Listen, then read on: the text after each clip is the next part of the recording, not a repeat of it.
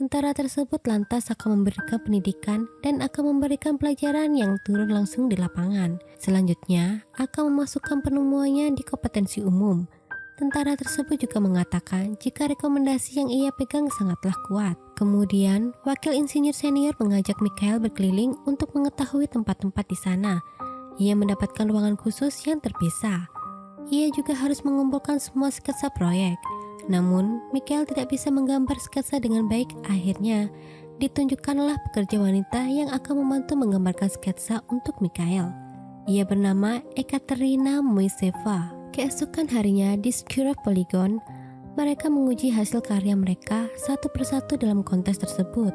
Lalu, senapan Mikhail pun macet. Kemudian ia memperbaiki lagi saat di ruangannya.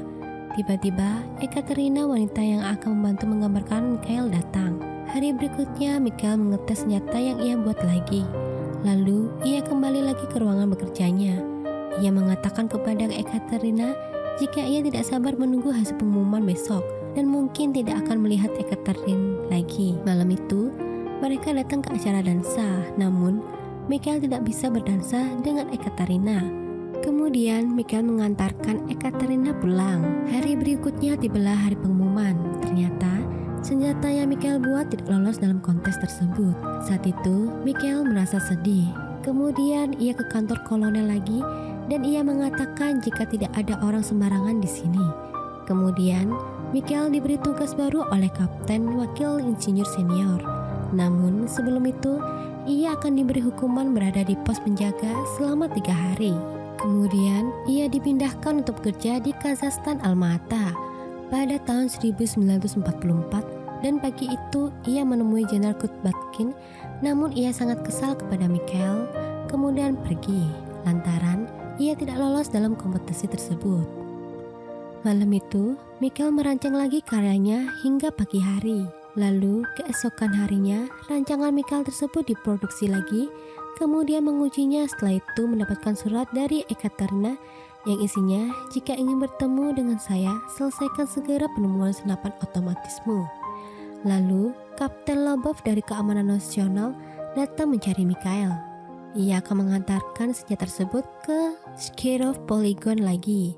Saat di stasiun, seorang pria memanggil Mikhail, namun Mikhail tidak menggubrisnya. Kapten Lobov saat itu mencurigai Mikhail. Saat hendak membawa senjata tersebut, Mikhail sengaja menyesatkan jalan. Ia geram dengan Kapten Lobov yang semena-mena tersebut. Hari berikutnya, Mikhail datang ke kantor dan melempari jendela dengan batu, berharap Ekaterina melihat. Kemudian mereka bertemu dan berbincang. Lalu, saat pagi hari, pengujian senjata tersebut tiba. Saat itu, Mikhail mengikuti kontes untuk beberapa kalinya. Hasil pengumuman pun keluar yang berisikan tidak satu pun dari sampel senapan mesin ringan yang dikirim akan diterima dan diproduksi, karena tidak ada yang memenuhi persyaratan teknis. Semua tim saat itu protes, namun Kapten Senior menjawab jika memang benar kontes ini berakhir.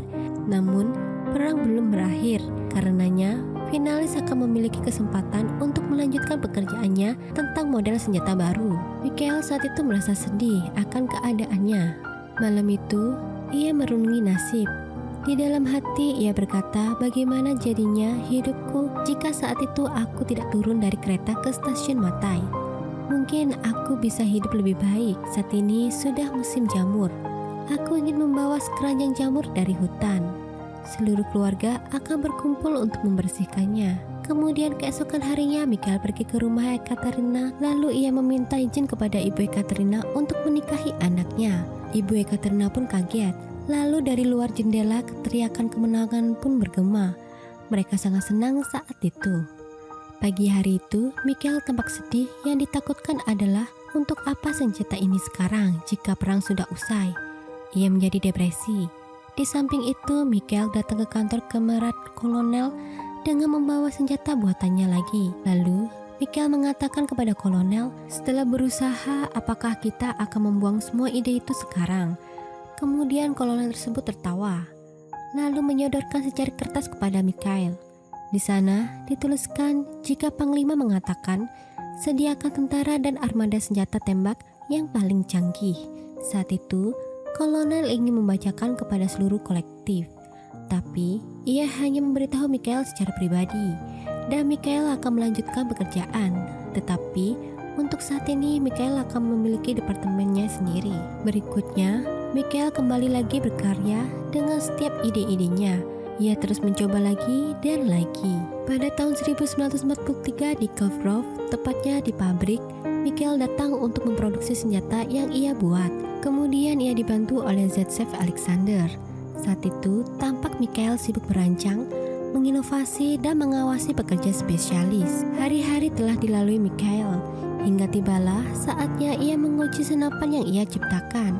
Namun saat itu lokasi pengujian sedang dipakai menguji senjata model Jenderal Degtярov. Namun Mikhail saat itu sangat tidak sabar, yang pada akhirnya ia menguji senjata tersebut secara ilegal dan terbuka di sekitar pabrik. Mikhail pun ditangkap oleh tentara yang berada di sana dan dibawa ke Jenderal Kutbatkin. Jenderal tersebut berkata jika kompetisi tahun 1943 yang lalu dimenangkan oleh Sudaev. Namun saya ingat dengan mesinmu yang jelas sangat buruk sebagai juara tempur, seperti potongan logam yang dibuat di dalam gudang, dan itu membuat saya terkesan. Lalu petinggi itu menanyai Mikhail, apakah Anda tidak bersekolah? Mikhail menjawab, benar, saya tidak bersekolah dan hanya belajar secara otodidak. Selanjutnya, Jenderal Kutbatkin ingin melihat senapan mesin baru Mikhail sebelum kontes selanjutnya dimulai.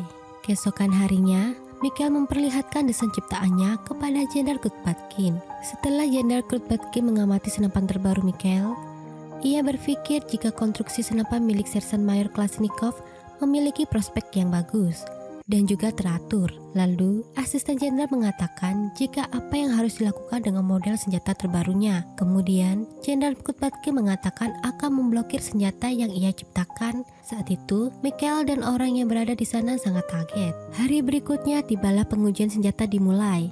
Dimulai dari tes merendam senjata di dalam air, lalu dimasukkan ke wadah yang berisikan tanah. Hari itu sangat mendebarkan. Pasalnya, dari keseluruhan model senjata, mereka mempunyai kelemahan yang tidak tahan terhadap situasi. Model senjata Mikhail pun akhirnya menemui gilirannya. Rasa panik dan takut ada di dalam pikiran Mikhail saat itu. Akhirnya, senjata Mikhail telah selesai diuji. Kemudian ia pergi menemui Ekaterina. Ekaterina saat itu memberitahu jika ia sedang hamil. Kemudian, pada tahun 1949 di Moskow, tepatnya di Kremlin, ia menemui Kamerad Marsekal Artileri Voronov. Ia lantas dibawa ke acara launching senjata. Saat di tengah jalan, Kamerad Marsekal berkata, sudah saatnya Mikhail dipromosikan untuk naik dari pangkat sersan ke pangkat perwira. Lalu, Kamerad Marsekal bertanya, jenjang apa yang dimiliki Mikhail? Mikhail menjawab jika ia mempunyai jenjang ke-7, namun belum selesai. Kemudian, Kamerad Marsekal menanyai lagi tentang kehidupan Mikhail. Sesampainya di lokasi, Kamerad Marsekal dan Mikhail disambut oleh pasukan perwira. Kamerad Marsekal memberitahu mereka jika ia bangga mempunyai desainer yang luar biasa, seorang pencipta senjata modern yang kuat yang membantu mengalahkan musuh. Berikutnya, beberapa desainer seperti Letnan Jenderal Degtярov, Tokiev, Simonov, dan Sudaev, mereka akan selamanya tetap terukir dalam sejarah senjata dunia. Namun, kali ini saya akan memperkenalkan kepada kalian semua seorang pria muda dan juga seorang penemu yang sangat berbakat, pemenang kontes Order of Stalin yang bernama Sersan Mayor Kalashnikov. Senapan AK-47 mewakili masa depan dunia persenjataan. Berikutnya, ia mendapatkan cuti untuk dapat pulang ke kampung halaman. Ia membawa anak dan juga istrinya. Setelah sekian lama kemudian, tahun demi tahun, ia meniti karir. Penemuan senjata yang ia impikan sejak kecil akhirnya terwujud. Penemuan senjata kini sudah diproduksi secara massal kurang lebih 200 juta kopi untuk membantu tentara berperang dan menjadi simbol persenjataan pada abad ke-20. Sungguh suatu kehormatan bagi banyak presiden bisa berfoto dengan senjata modern tersebut. Kemudian, para syah, emir, dan syekh sangat senang menerima kalas yang populer sebagai hadiah. Ia hanya menginginkan satu dalam hidupnya, bahwa tanah air tempat ia dilahirkan dan dibesarkan dilindungi secara penuh. Tertanda Mikhail Timofeyevich Kalashnikov. Dan film pun selesai. Bagaimana menurut kalian alur cerita film tersebut? Tulis di kolom komentar ya jika kalian suka dengan video yang Nona Mary bawakan. Mohon maaf jika ada salah kata, dan see you next video.